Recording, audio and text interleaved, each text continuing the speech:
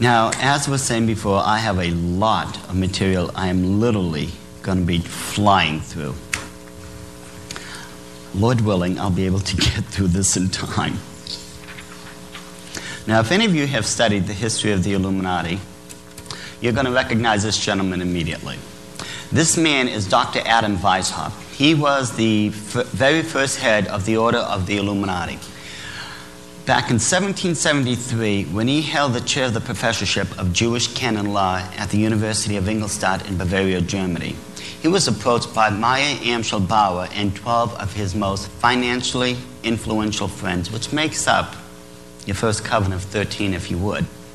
And they basically approached this man and said, listen, you've got the occult knowledge and the genius who put it all together. We've got the money.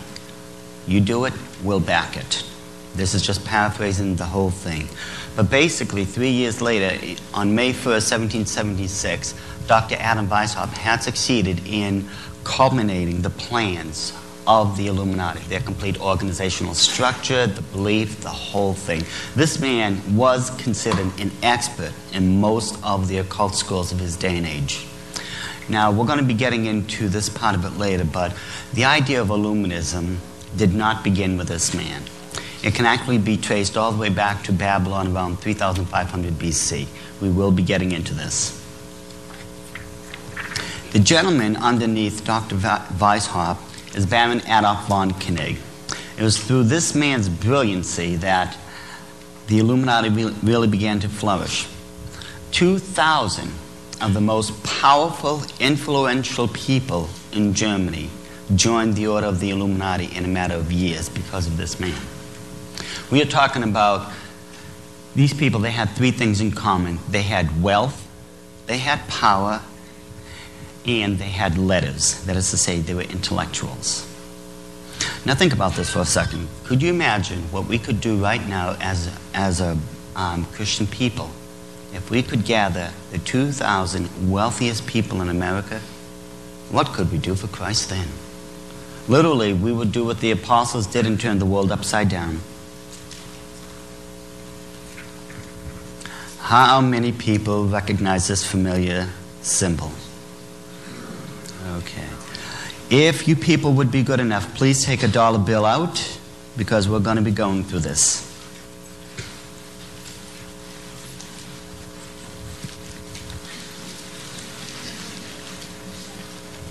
Where's the water?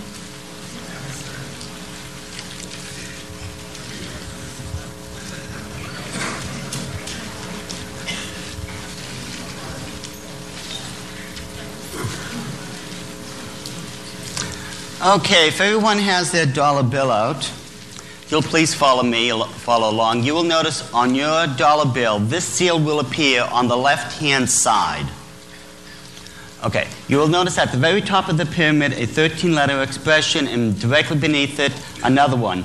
This is, in Latin, it says, Annuit Corruptus Novus Ordo Seclorum, which means announcing the birth of a new world order. This new world order, now if you look at the bottom of the pyramid in Roman numerals, it says MDCCLXXVI. This is 1776. But we are not talking about July 4th. We are talking about May 1st, 1776, the very day in which the Illuminati was officiated. I will be able to show this part of it to you afterwards as far as the proof that this is indeed May 1st. You will notice the pyramid itself is made up of 13 levels. Now, I'm sure many of us have heard of numerology before. This is where you take numbers and assign them to letters, correct? You will notice there's another system in the occult. It's known as gematria. Gematria will give you the definition to those numbers. In other words, 6 is the number for man, 36 is the number for the enemy, 16 is the number for love, and I'm sure we all know what the number 666 means, correct? Right. Going back to the seal, again, there are 13 levels to it. 13 in gematria is the number for depravity and rebellion. You'll notice that the pyramid itself is easily discerned to be a three-dimensional object. You can tell by this and over here it has four sides.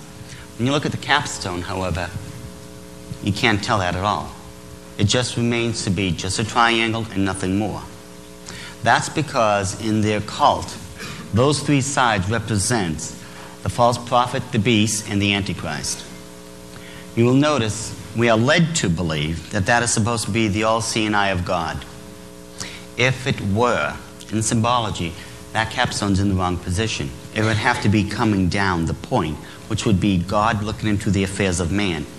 In the reverse position as it is right now, it's man invading the heavenlies. That is the all-seeing eye of Lucifer. Even though he thinks he's all-seeing, he isn't. In short, what this entire seal is saying is that on May 1st, 1776, a new world order had come about. It would be based on depravity and rebellion and headed by Lucifer.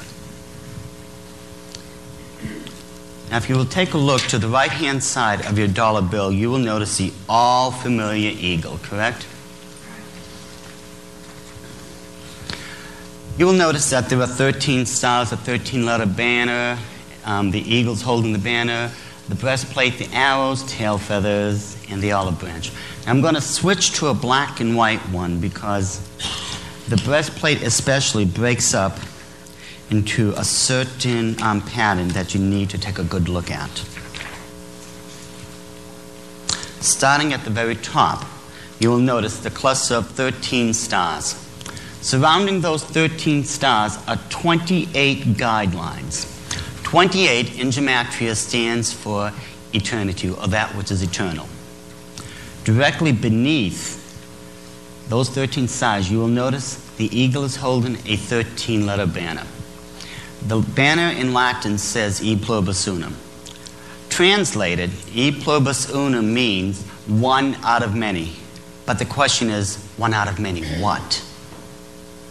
When Dr. Adam Weishaupt was formulating the Illuminati, he was infiltrating the Masons, the Jesuits, the Rosicrucians, and other occult schools of his day and age. What he was doing was taking the best and the brightest minds out of these organizations and bringing them into his own. What he was doing was forming one group out of many group. This is what that is talking to. You will notice the eagle is looking to the right.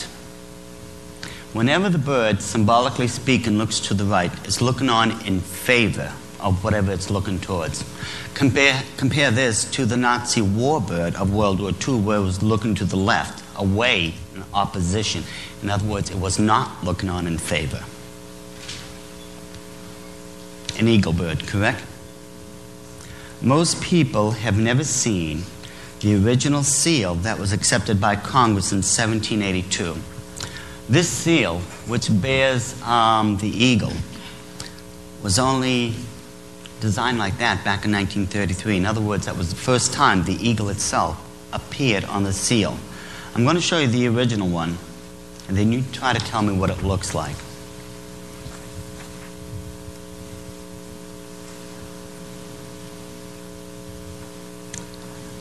The Egyptian phoenix, correct.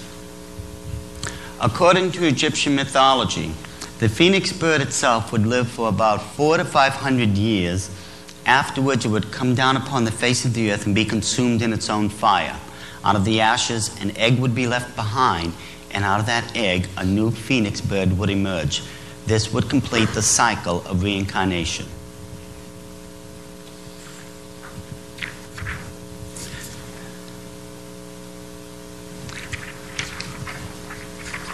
This particular eagle is not what we call a perfect one, because the wings have 32 feathers and one has 33. This is because they represent the two factors of masonry. One factor, the York Rite, has 32 degrees, and the Scottish Rite has 33 degrees. We're going to get into the Masons and how they've been fooled. And literally 95% of all Masons do not realize that they've been victimized.